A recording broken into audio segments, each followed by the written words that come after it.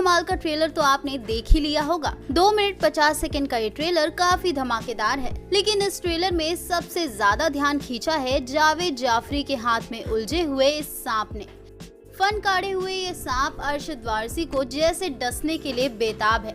देखने में ये इतना जहरीला लग रहा है कि अगर वाकई इसने किसी को डस लिया तो फिर इसका कांटा पानी भी नहीं मांगेगा।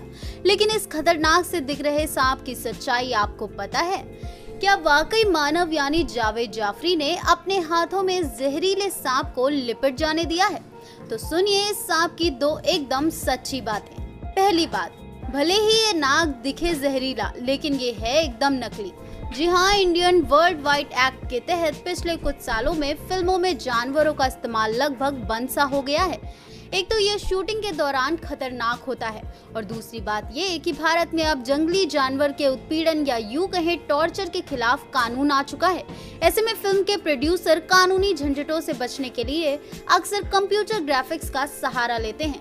कंप्यूटर ग्राफिक्स से बनने वाले ये तमाम जंगली जानवर देखने में एकदम असली जैसे लगते हैं।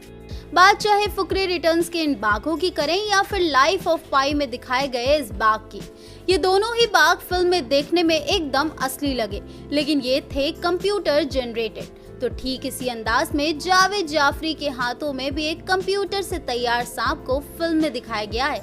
यानी कि ना तो सांप असली है और ना ही इसमें कोई जहर है। अब इस सांप की दूसरी बात सुनिए।